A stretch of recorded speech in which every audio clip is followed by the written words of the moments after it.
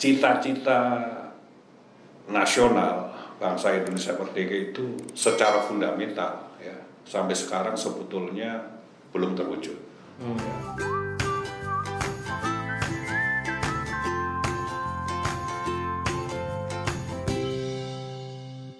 Assalamualaikum warahmatullahi wabarakatuh. Salam, Om Swastiastu, Namo Buddhaya, salam kebajikan. Halo Sobat FPL 3S, kembali lagi dengan kami di podcast Jumat Berbincang. Pada kesempatan hari ini kita kedatangan tamu spesial gitu kan, dari Ketua Umum Partai Rakyat Demokratik gitu teman-teman. Jadi pada kesempatan kali ini kita akan berbincang terkait masalah yang ada di negeri ini gitu kan. Kita akan berbincang terkait apa sih sebenarnya yang menjadi masalah fundamental di negeri pun saat ini. Banyak sekali permasalahan-permasalahan yang terjadi gitu kan. Kalau misalkan kita ambil misalkan di Argentina itu kan masalah ketimpangan gitu kan, di Brazil juga masalah ketimpangan yang terjadi di dunia itu kan. Lalu kemudian di Mesir, di Sudan, kemudian di Uganda gitu kan. Itu kan termasuk Indonesia sendiri itu kan banyak sekali problem-problem yang terjadi gitu Pak ya. Apalagi mulai dari tahun 2019 gitu. Nah, dengan dentuman-dentuman yang hari ini terjadi di dunia bahkan di Indonesia sendiri, kalau menurut Bapak sendiri bagaimana sih Pak potret sejarah yang pernah terjadi di rezim-rezim dan bagaimana potret-potret permasalahan yang ada gitu?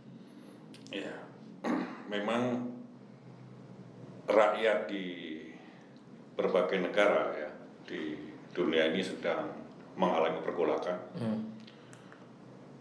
Bahkan sebelum pandemi gitu loh.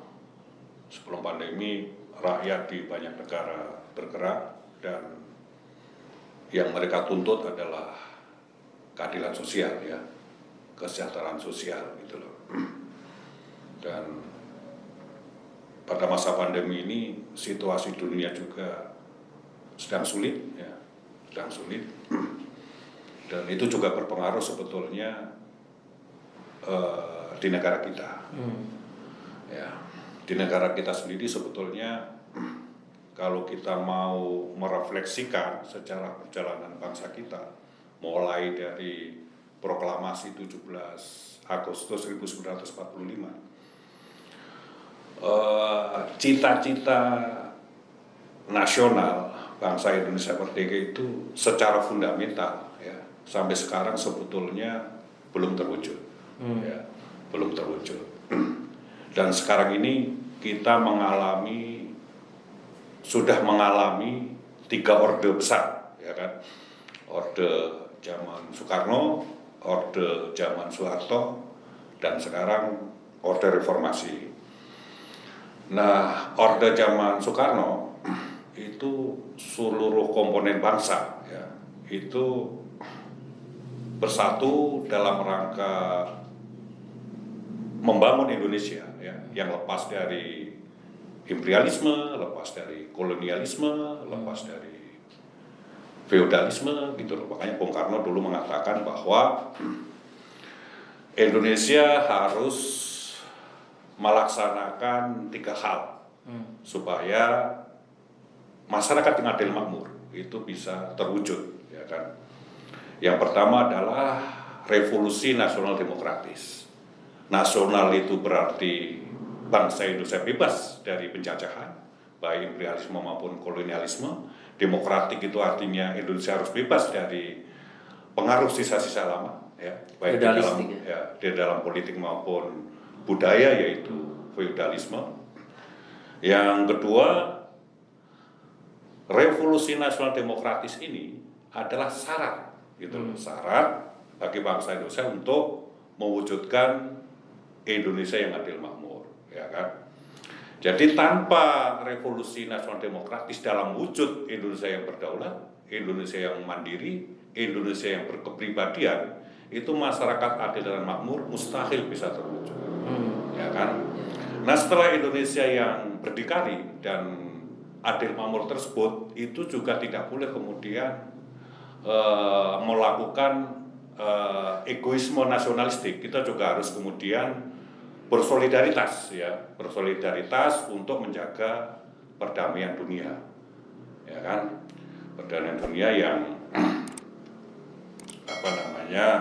pada waktu itu dunia sudah mulai terbelah oleh dua polar ya kan, polar barat dan polar timur Timur. dengan berbagai macam ideologi. Dan konsep ataupun sistem ekonomi politiknya.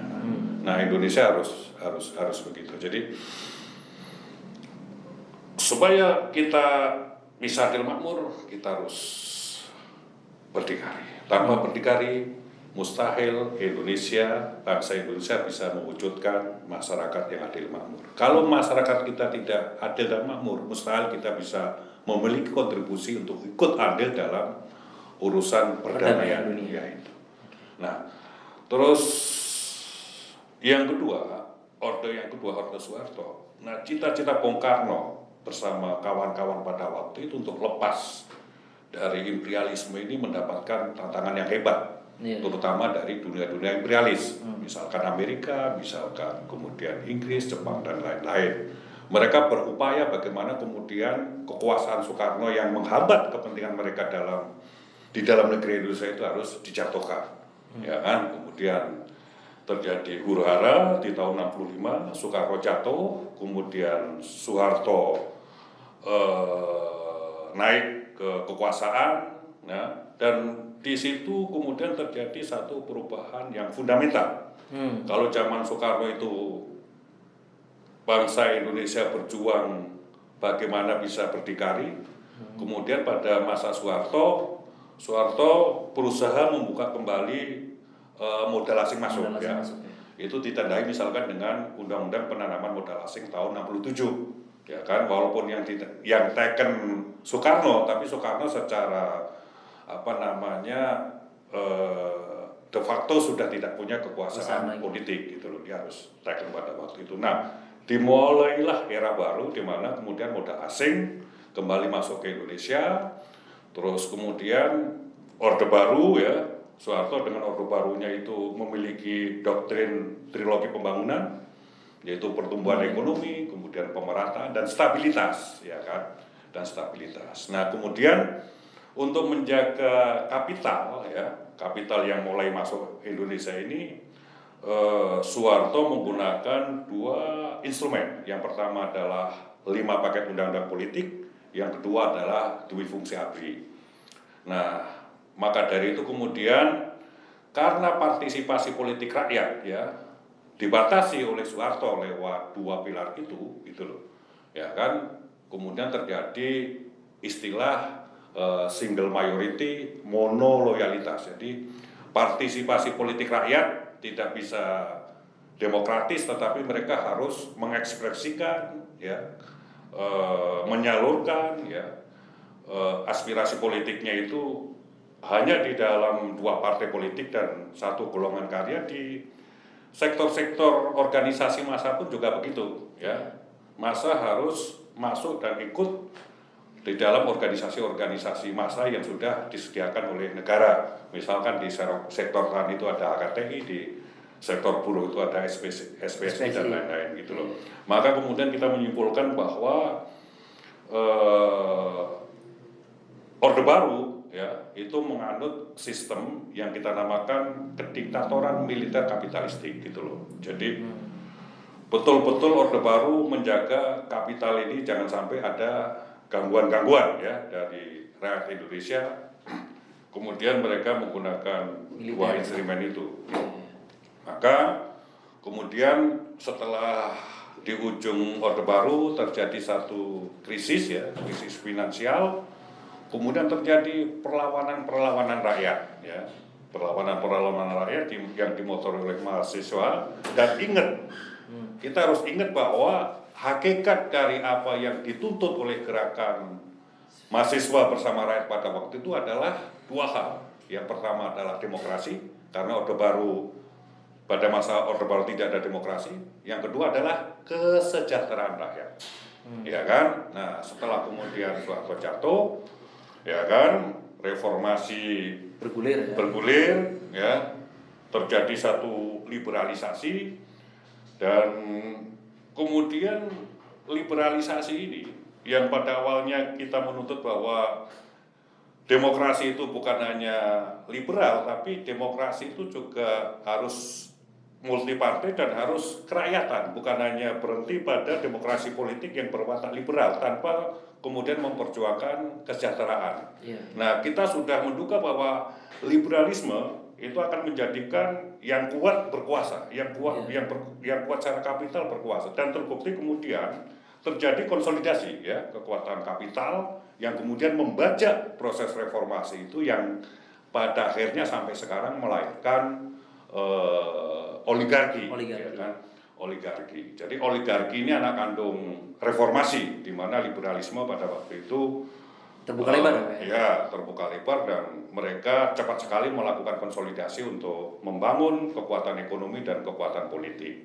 Jadi secara fundamental ya, kalau kemudian kita akan menyimpulkan proses perjalanan Indonesia dari 45 sampai sekarang, itu belum terjadi perubahan secara kualitatif, belum terjadi perubahan fundamental secara ekonomi politik, gitu loh. Masih ya yang berkuasa secara ekonomi politik adalah kapital, ya kan, kapital itu loh. Nah sekarang cermin dari kapital itu adalah oligarki. Nah, itu yang menjadi problem di mana kemudian kesenjangan kesejahteraan sosial ya sampai sekarang belum terwujud. Nah problem yang kemudian manifest ya di dalam era liberalisasi sekarang ini adalah satu persoalan kesenjangan ya atau kesejahteraan sosial ya rakyat. Yang kedua adalah masalah demokrasi ya, walaupun seolah-olah liberal secara politik, hakikatnya partisipasi politik rakyat itu dibatasi ya. Dan ada tendensi bahwa kekuatan oligarki ini itu semangatnya adalah penyederhanaan partai.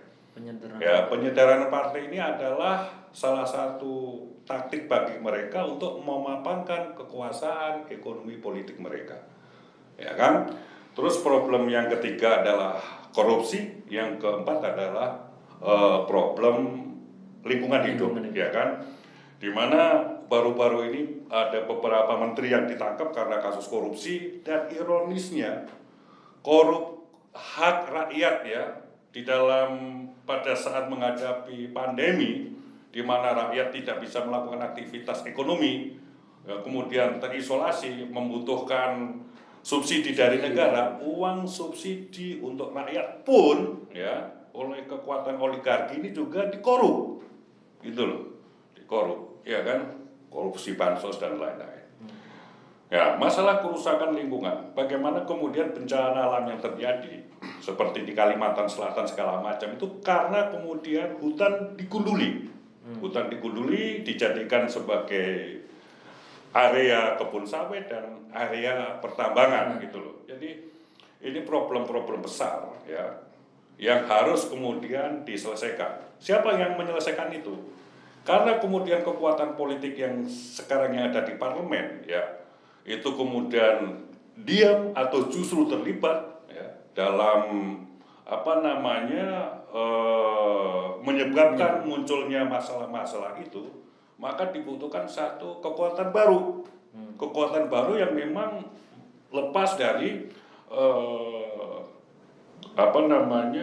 pengaruh atau kekuatan oligarki. Saya pikir bangsa Indonesia membutuhkan perubahan ya untuk menyelesaikan problem-problem tersebut, dan dibutuhkan satu alat politik baru yang mencerminkan kebangsaan Indonesia untuk membangun Indonesia sesuai dengan apa yang menjadi cita-cita proklamasi. Problem sistemiknya apa ya? Problem ekonomi politik di mana kekuasaan kapital itu mendominasi kehidupan berbangsa dan bernegara.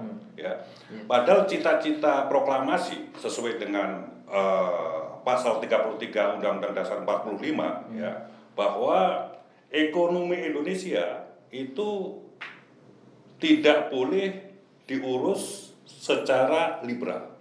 Karena di pasal 33 sudah sangat tegas bahwa konsep ekonomi adalah kekeluargaan. Ya kan? Kekayaan yang kita miliki ya itu bukan dipersembahkan untuk segelintir orang. Ya kan? Untuk oligarki, ya kan, untuk para penguasa kapital, tetapi untuk sebesar-besarnya kemakmuran rakyat. Itu loh. Itu problem sistemiknya gitu loh, ya kan. Nah, oligarki menjadi bagian dari problem sistemik ini. Gitu. Sekaligus pencetus. Ya. Maka dari itu, kalau kemudian memang kita mau meluruskan apa yang menjadi cita-cita bersama dari seluruh bangsa Indonesia, di mana kita mendirikan Negara Kesatuan Republik Indonesia yang merdeka, ya, itu harus ada perubahan fundamental. Karena konsep ekonomi Indonesia sejak dulu disepakati, pertama adalah konsep ekonomi yang dikuasai oleh negara, yang kedua dikuasai oleh rakyat, yang ketiga dikuasai oleh swasta. Ya kan? Itu pun juga diatur swasta ini juga diatur sektornya dan lain-lain. Tetapi era Indonesia ke depan yang harus menjadi prioritas dari apa yang dari gerakan perubahan ini adalah bagaimana kemudian rakyat Indonesia atau 99% orang ini bisa memiliki kekuasaan ekonominya sendiri. Ini tugas negara adalah mengangkat derajat rakyat Indonesia untuk bisa mandiri dan berdaulat secara ekonomi dan politik. Itu yang harus kita lakukan di dalam menjawab persoalan-persoalan sistemik itu. Jadi persoalan kita adalah persoalan sistemik, dan oligarki menjadi aktor yang diuntungkan oleh sistem ekonomi politik yang liberal sekarang ini, yang bertentangan dengan cita-cita proklamasi, yang bertentangan dengan Pancasila, bertentangan dengan preambul Undang-Undang Dasar 45, bahkan bertentangan dengan batang tubuh ya Undang-Undang Dasar 45. Baik, tadi kan sempat ada kata-kata keluar mengenai berdikari. Ya. Masa Indonesia harus berdikari gitu. Ya. Kalau menurut Bang Jabu sendiri, apa itu berdikari? Berdikari itu semangatnya diinspirasi oleh Trisakti, ya kan, berdaulat secara politik, mandiri secara ekonomi, dan berkepribadian secara budaya, ya kan. 3 hal itulah yang kemudian kita nyatakan sebagai berdikari. Ya, berdikari itu artinya lepas dari subordinasi negara manapun ataupun kekuatan kapital manapun. Artinya berdikari itu unsur pokoknya adalah membangun ekonomi kerakyatan. Membangun ekonomi kerakyatan. Ya, syarat dari berdikari itu di mana rakyat berdaulat dan mandiri secara ekonomi. Maka tugas dan kewajiban negara bagaimana kemudian menjadikan rakyat ini mandiri secara ekonomi, ya kan? Dengan memberikan regulasi yang melindungi kepentingan mereka, membatasi kelompok-kelompok yang kuat secara kapital, ya kan, dengan keberpihakan dalam bentuk regulasi. Jadi kalau rakyat tidak mandiri, ya tidak mungkin kita bisa berdikari. Dan sebetulnya secara historis itu sudah terbukti. Bagaimana pada waktu krisis moneter tahun 98, di mana perusahaan-perusahaan besar, konglomerat ambruk gitu loh, ya, UMKM ataupun usaha-usaha kecil rakyat ini tetap bisa berdiri dan menyelamatkan Indonesia dari kebangkrutan gitu loh. Ini mestinya negara dan partai politik itu harus memahami hal itu. Ke depan yang harus dikembangkan adalah bagaimana kemudian rakyat ini bisa hidup, bisa mandiri ya dalam hal ekonomi, dalam bentuk UMKM, dalam bentuk koperasi-koperasi gitu loh. Itu yang menjadi cita-cita kita bersama ya, cita-cita para pendiri bangsa, cita-cita kita bersama gitu loh. Tetapi kan kenyataannya sekarang negara cenderung ya melalui regulasinya itu selalu memberikan ruang ya seluas-luasnya kepada para pemilik kapital gitu loh, dan rakyat kemudian seperti dianaktirikan. Padahal kita tahu bahwa UMKM itu memberikan devisa yang sangat besar ya, memberikan menampung tenaga kerja yang sangat besar gitu loh. Itu yang kemudian harus dikembangkan ke depan. gitu loh. Jadi Indonesia kalau mau makmur, kalau mau berdikari ya ekonomi rakyat harus dilindungi dan dikembangkan. Itu prasyarat bagaimana kita bisa berdikari. Berarti berdikari. Oligarki menggunakan instrumen berupa sistem yang ada di Indonesia hari ini, baik itu di sistem ekonomi maupun di sistem politik sekalipun gitu kan.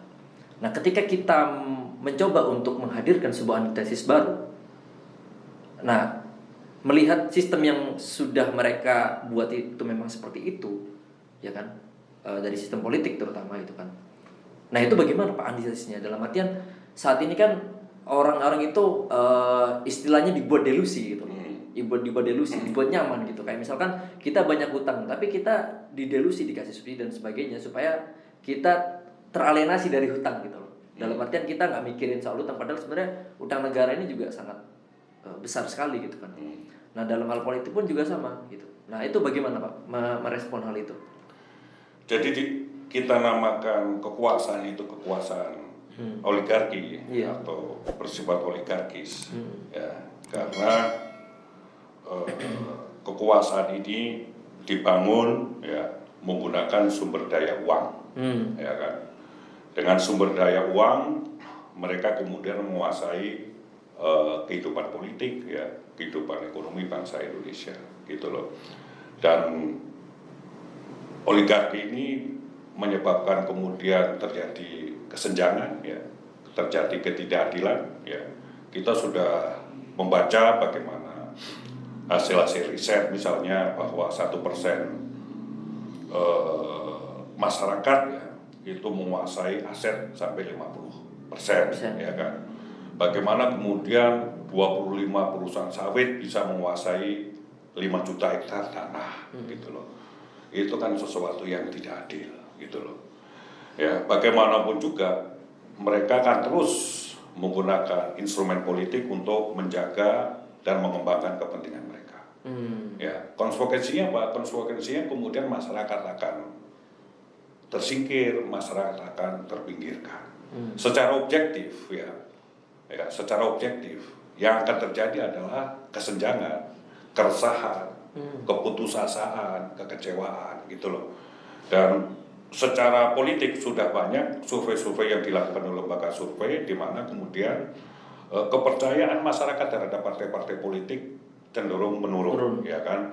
Misalkan ada yang mengatakan bahwa sekarang ini masyarakat yang mengidentifikasikan dirinya sebagai afiliator partai politik ada yang bilang 11%, ya, ada yang bilang 15%, gitu loh. Itu artinya 80% lebih masyarakat Indonesia tidak percaya dengan partai politik dan masyarakat Indonesia itu floating. Kenapa?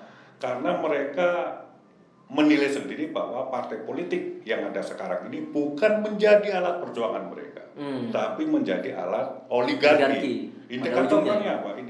Indikatornya produk undang-undang, ya, yang diputuskan oleh mereka di parlemen, misalkan undang-undang Minerba, revisi undang-undang KPK atau Omnibus Law itu bukan untuk memperjuangkan kepentingan masyarakat agar bisa itu berdikari, bisa itu adil makmur, tetapi itu cara mereka untuk melindungi kepentingan kekuasaan mereka, kekuasaan oligarki. Kira-kira nih Pak, menurut Bapak nih, bagaimana terkait probabilitasnya Pak? Mengingat masyarakat Indonesia juga sudah tidak percaya, ya, maksudnya kurang percaya terhadap partai politik gitu kan. Dalam hal ini, jika instrumen yang kita gunakan untuk masuk ke dalam politik formil gitu kan, memperjuangkan hak-hak tadi melalui politik formil, sejauh apa probabilitasnya Pak di situ untuk bisa benar-benar mengangkat apakah itu memang terjadi secara nantinya akan terjadi secara kosmik itu kan, secara sunatullah kalau bahasa ngajinya itu sunatullah gitu, ataukah seperti apa Pak? Kita harus berangkat, ya, tadi sudah saya nyatakan, kita harus berangkat dari kondisi objektif, ya kan. Sudah banyak asesmen bahwa kondisi objektif sekarang ini itu masyarakat resah, masyarakat kecewa, masyarakat tidak percaya dengan elit, dengan partai politik, ya kan. Itu kondisi objektif, ya kan. Nah, bagaimana kemudian kekuatan-kekuatan baru, ya, yang akan muncul membawa semangat perubahan itu harus mampu membaca kondisi objektif itu. Oke. Ya kan, harus bisa membaca objektif itu. Dan kekuatan-kekuatan baru itu punya modal kondisi objektif itu. Tinggal bagaimana kemudian ya kekuatan baru itu mampu berbicara dengan rakyat tentang persoalan yang mereka hadapi, apa jalan keluarnya gitu loh, dan apa alat perjuangan yang mereka butuhkan gitu loh. Jadi saat ini yang dibutuhkan oleh kekuatan baru itu berbicara seluas-luasnya kepada rakyat. Nah ini menarik nih. Jadi beberapa tahun yang lalu ya, sekitar 2 tahun yang lalu kan kita diramaikan dengan aksi mahasiswa yang besar-besaran itu 2019 maupun 2020.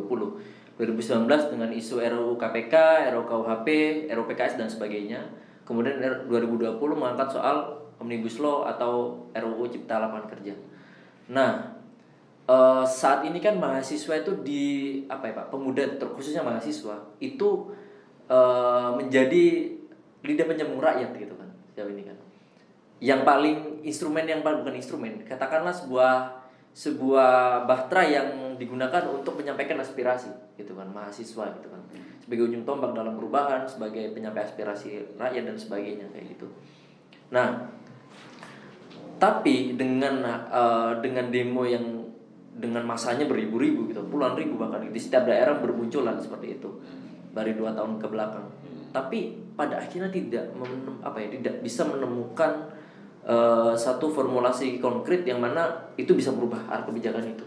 Jadi dari fenomena aksi-aksi massa yang dilakukan mahasiswa bersama rakyat, baik itu di tahun 2019 atau 2020, itu ada 2 hal yang perlu kita catat.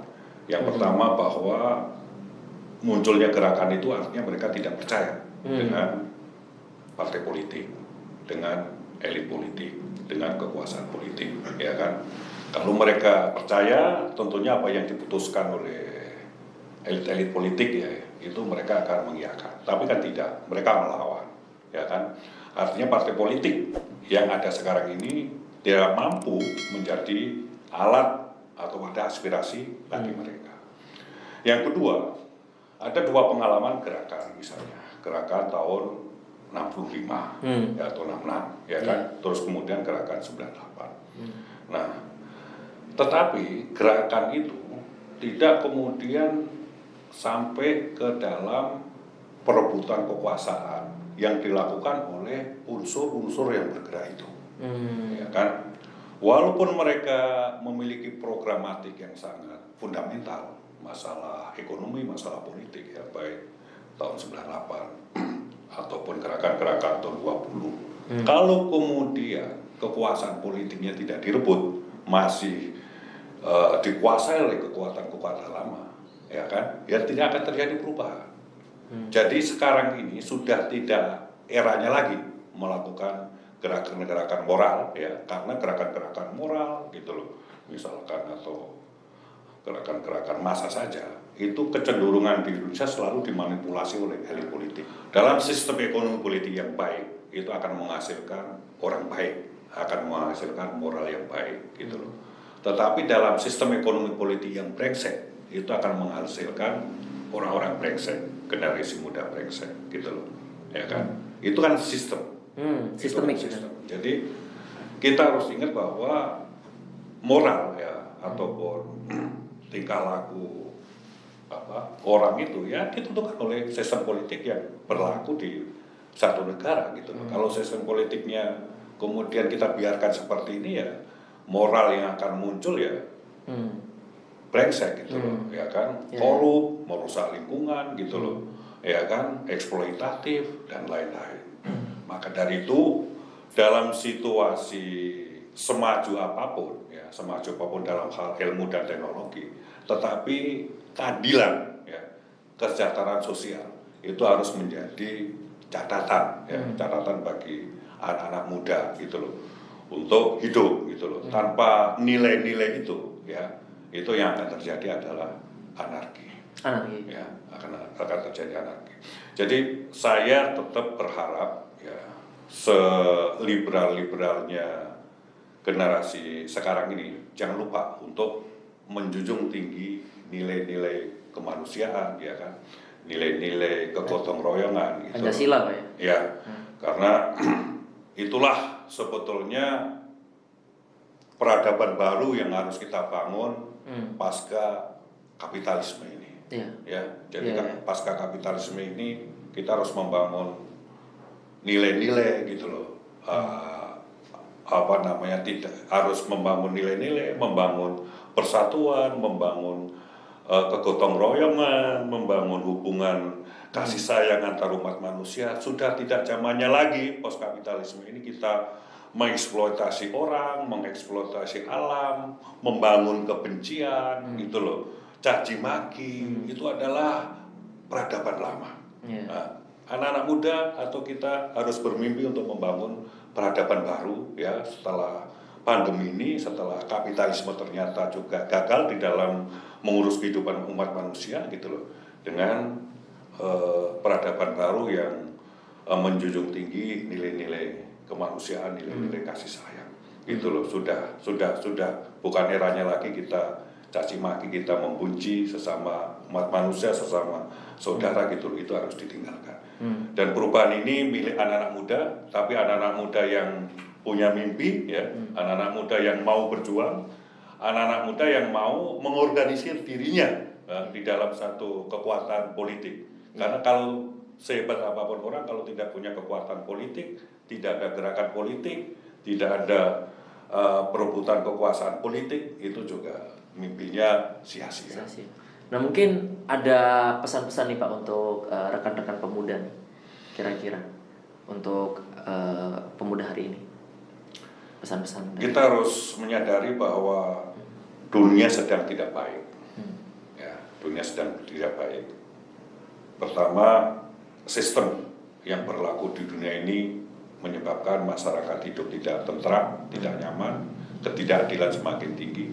Dan yang kedua, setelah munculnya pandemi ini, semakin memberikan semakin memberikan kejelasan kalau kemudian sistem ekonomi politik dunia yang bersifat eksploitatif ini itu tidak mampu menjawab persoalan-persoalan kehidupan umat manusia.